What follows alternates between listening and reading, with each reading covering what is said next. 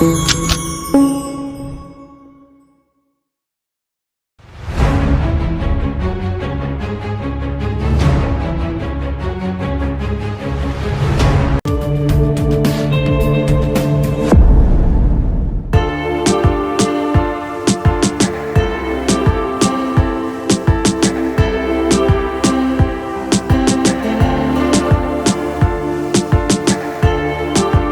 ఋతువులోనూ నూతన అనుభవాలతో రోజులు గడిచిపోతున్నాయి.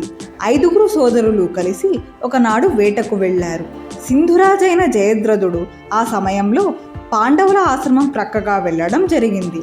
ఆశ్రమ ద్వారం వద్ద ద్రౌపది నిలబడి ఉండడం చూసి ఆమె అపురూప సౌందర్యానికి ముగ్ధుడయ్యాడు. తన మిత్రుడు కోటికాసునితో వెళ్ళి ఆమె ఎవరో, ఎక్కడి నుంచి వచ్చిందో, ఎందుకు ఇక్కడ ఉన్నదో తెలుసుకో, నన్ను తన నాథుడిగా అంగీకరిస్తుందా అన్నాడు. అతడి మిత్రుడు ద్రౌపది వద్దకు వెళ్ళి వచ్చి జయద్రథుడితో, మిత్రమా, విచారిస్తున్నాను. శక్తిమంతులైన పాండవుల పత్ని ఆమె గురించిన ఆశలన్నీ వదులుకుని వెళ్ళిపోవడం మంచిది అన్నాడు. జయద్రథుడికి మిత్రుడి మాటలు రుచించలేదు. 6 అనుచరులతో ఆశ్రమంలోకి ప్రవేశించాడు. కుశల ప్రశ్నలయ్యాక తన మనసులోని మాటను బయటపెట్టాడు. ఆమె పట్ల తనకెంతో ప్రేమ ఉన్నట్లు, పనికి మాలిన భర్తలను వదిలిపెట్టి తనతో వచ్చేయమని ద్రౌపదితో అన్నాడు. అప్పుడు ద్రౌపది, నీవు ప్రసవిస్తూ నశించే ఎండ్రకాయ వంటి వాడివి, నా భర్తలు నిన్ను హతమారుస్తారు అంది. జయద్రథుడు, పాండవులంటే నాకేం భయం లేదు, నీ మాటలు నిన్ను రక్షించవు, నాతో రా, బలవంతంగా నిన్ను ఎత్తుకు వెళ్లే పరిస్థితి తెచ్చుకోకు అంటూ ఆమెను పట్టుకోవడానికి ముందుగా రాబోతుండగా ద్రౌపది ధౌమ్యుడి కోసం కేకలు పెట్టింది. కానీ జయద్రథుడు ఆమెను పట్టుకొని బలవంతంగా తన రథం మీద ఎక్కించుకున్నాడు. అప్పటికి ధౌమ్యుడు అక్కడికి వచ్చి, ఆమె భర్తలతో పోరాడకుండా ఆమెను తీసుకువెళ్ళడానికి నీకు హక్కు లేదు, ఈ నీచ కార్యానికి నీవు తగిన ఫలం అనుభవిస్తావు అన్నాడు. కానీ జయద్రథుడు ధౌమ్యుని హితవాక్యాలు పట్టించుకోలేదు. ద్రౌపదిని అపహరించుకుపోసాగాడు. ఆశ్రమానికి తిరిగి వచ్చిన పాండవులు ద్రౌపది చెలికత్తె ద్వారా జరిగింది తెలుసుకున్నారు. 5 జయద్రథుడిని వెంబడించడానికి బయలుదేరారు. దారిలో జయద్రథుడిని నిస్సహాయంగా వెంబడిస్తున్న ధౌమ్యుడిని చూశారు.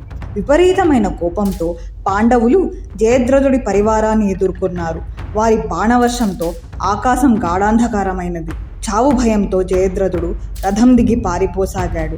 అప్పుడు భీముడు ధర్మరాజుతో, అన్నా, ద్రౌపదిని తీసుకుని నువ్వు ఆశ్రమానికి వెళ్ళు, పాతాళంలో దాక్కున్న జయద్రథుడిని వదిలిపెట్టాను అన్నాడు. భీమ, జయద్రథుడు మన బంధువుని మర్చిపోవద్దు అన్నాడు ధర్మరాజు. భీముడు, అర్జునుడు జయద్రథుడిని వెంబడించసాగారు. అతడి గుర్రాలు 2 మైళ్ళ దూరంలో ఉన్నప్పటికీ అర్జునుడు తన బాణాలతో వాటిని నేలకూల్చాడు. వెనక్కు తిరుగు, ఆడవాళ్లను అపహరించేవాడా అంటూ భీమార్జునులు అరిచారు. కానీ జయద్రథుడు ఒక్క మారు కూడా తిరిగి చూడలేదు. భీముడు తన రథం దిగి అతడి వెంట పరిగెత్తి వాడి సిగ పట్టుకున్నాడు. జయద్రథుడు స్పృహ తప్పి కింద పడిపోయాడు. భీముడు అతడి తలను తన్నుతూ అతడి రొమ్ము మీద కూర్చుని స్పృహ కోల్పోయేదాకా పిడిగుద్దులు గుద్దసాగాడు. ధర్మరాజు మాటలు గుర్తు చేస్తూ జయద్రథుడిని చంపవద్దని భీముణ్ణి వారించాడు అర్జునుడు. ఈ దురాత్ముడు జీవించడానికి అనర్హుడు, కానీ నేనేం చేయగలను, మా అన్నగారు దయామయుడు అన్నాడు భీముడు. ఒక పదునైన బాణంతో జయద్రథుడికి శిరోముండనం చేసి 5 పిలకలను ఉంచాడు. పిమ్మట జయద్రథుడితో ఇలా అన్నాడు, నువ్వు జీవించాలంటే బహిరంగ సభలలో నేను పాండవుల బానిసను అంటూ చెప్పుకోవాలి. జీవితం మీద ఆశతో జయద్రథుడు దానికి అంగీకరించాడు. భీమార్జునులు జయద్రథుడి చేతులు కాళ్ళు కట్టి రథం మీద వేసుకుని ఆశ్రమానికి తీసుకువచ్చి ధర్మరాజు ముందు పడవేశారు. ధర్మరాజుతో, ద్రౌపదికి చెప్పండి, ఈ దురాత్ముడు పాండవ బానిస అయ్యాడని అన్నాడు భీముడు. ధర్మరాజు, ద్రౌపది జయద్రథుడిని వదిలిపెట్టమని భీముడికి నచ్చజెప్పారు. జయద్రథుడు పరాభవంతో వెంటనే గంగానది తీరానికి వెళ్ళి అక్కడ శివుణ్ణి గురించి తపస్సు ప్రారంభించాడు. శివుడు అతడి తపస్సుకు మెచ్చి ప్రత్యక్షమై వరం కోరుకోమన్నాడు. పాండవులను యుద్ధంలో హతమార్చే వరం ప్రసాదించు అని జయద్రథుడు ప్రార్థించాడు. అందుకు శివుడు ఇలా అన్నాడు, అసంభవం, భూమి మీద ఏ మానవుడికి అది సాధ్యం కాదు, కానీ నీకు ఈ వరం ఇస్తున్నాను. ఒకే ఒక్కసారి నీవు అర్జునుని తప్ప ఇతర పాండవులను జయించగలవు. ఆ తరువాత శివుడు అంతర్ధానమయ్యాడు. జయద్రథుడు తన రాజ్యానికి వెళ్ళిపోయాడు. పాండవులు కామ్యకవనంలో రోజులు వెళ్ళబుచ్చుతున్నారు. కొన్ని రోజులు గడిచాక మార్కండేయ మహర్షి పాండవులను చూడడానికి కామ్యకవనానికి వచ్చాడు. ఆయన ప్రగాఢ దుఃఖంలో ఉన్న ధర్మరాజుకి అనేక నీతి కథలు చెప్పి ఊరడించాడు. దురదృష్టాన్ని వరించిన రాజు అతడొక్కడే కాడని, శ్రీరాముడు సావిత్రి కూడా ఎన్నో కష్టాలు పడ్డారని, సావిత్రి యమధర్మరాజుని తన మాటల చాతుర్యంతో పాతివ్రత్యంతో మెప్పించినదని ధర్మరాజుతో చెప్పాడు. ఆ విధంగా మార్కండేయ మహర్షిచే ఊరడింపబడ్డ ధర్మరాజు కామ్యకవనంలో తమ్ముళ్ళు ద్రౌపదితో కాలం గడపసాగాడు.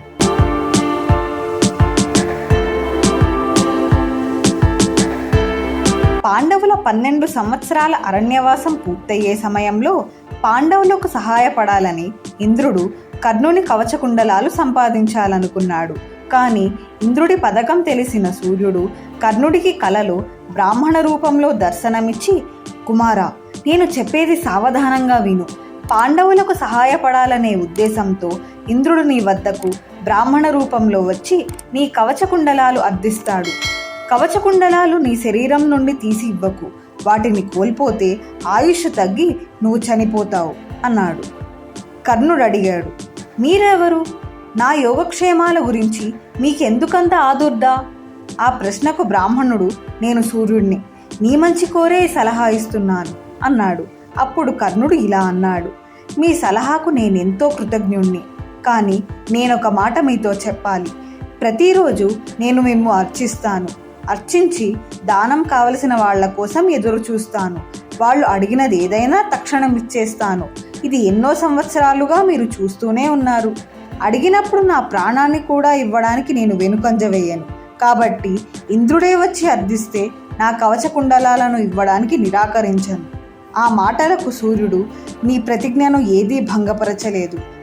కనీసం నీ కవచకుండలాలు దానం ఇస్తూ ఉన్నప్పుడు ఇంద్రుడి నుండి శక్తి ఆయుధాన్ని ప్రతిఫలంగా అడుగు. ఈ శక్తి ఆయుధం నీ కవచకుండలాలు లేని లోటును కొంతవరకు తీరుస్తుంది. ఇలా అంటూ సూర్యుడు అంతర్ధానమయ్యాడు. కర్ణుడు నిద్ర నుండి మేల్కొని మిగిలిన రాత్రంతా కలను గురించే ఆలోచిస్తూ గడిపాడు. మరునాడు యథాప్రకారం కర్ణుడు సూర్యుని అర్చించాడు. అప్పుడు చేతులు జోడించి ఒక బ్రాహ్మణుడు కర్ణుడి వద్దకొచ్చాడు. అతడెవరైనది కర్ణుడికి తెలుసు. సంప్రదాయం ప్రకారం ఆ బ్రాహ్మణుడికి నమస్కరించి కూర్చోవడానికి ఆసనం చూపించాడు. పిమ్మట, మీరు కోరింది ఏదైనా ఇస్తాను, సంకోచించక అడగండి అన్నాడు కర్ణుడు. ఆ బ్రాహ్మణుడు, నాకు బంగారం, సంపదలు, ఆవులు ఏవీ వద్దు, నీ కవచకుండలాలే కావాలి అన్నాడు దృఢంగా. అందుకు కర్ణుడు స్పందిస్తూ ఇలా అన్నాడు, నీ కోరిక విచిత్రంగా ఉంది. ఈ కవచకుండలాలు నా శరీరంలోని అంగాల వంటివి. వాటిని నా శరీరం నుండి వేరు చేయలేను. కావాలంటే నా రాజ్యాన్ని కూడా ఇచ్చేస్తాను. వీటిని మాత్రం అడగవద్దు. ఆ మాటలకు బ్రాహ్మణుడు ఇలా అన్నాడు, నిన్ను దానకర్ణుడంటారు, దాతలలో నువ్వే శ్రేష్ఠుడవంటారు.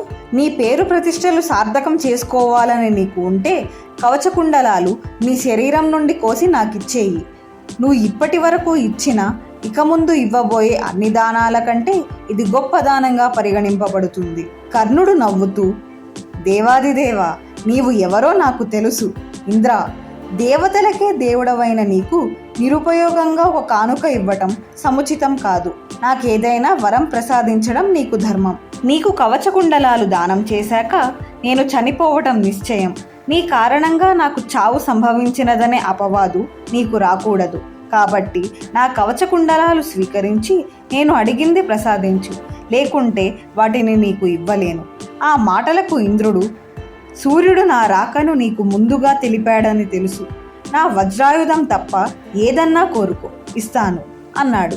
ఎవరి మీద ప్రయోగించినా వారిని సంహరించే శక్తి ఆయుధాన్ని కర్ణుడు కోరాడు. అప్పుడు ఇంద్రుడు, సరే, దానిని ప్రసాదిస్తాను.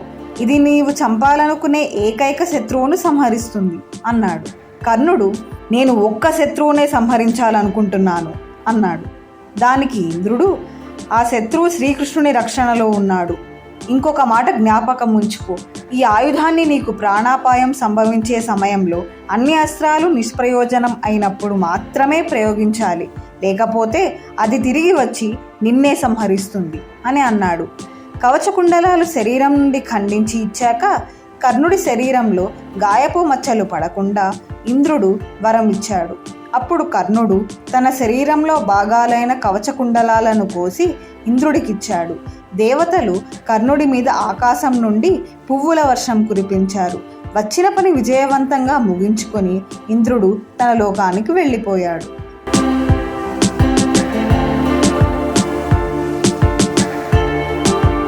మీకు నచ్చినట్లయితే ఈ వీడియోని లైక్ చేయండి, షేర్ చేయండి, కామెంట్ల ద్వారా మీ అమూల్యమైన అభిప్రాయాన్ని తెలియజేయండి.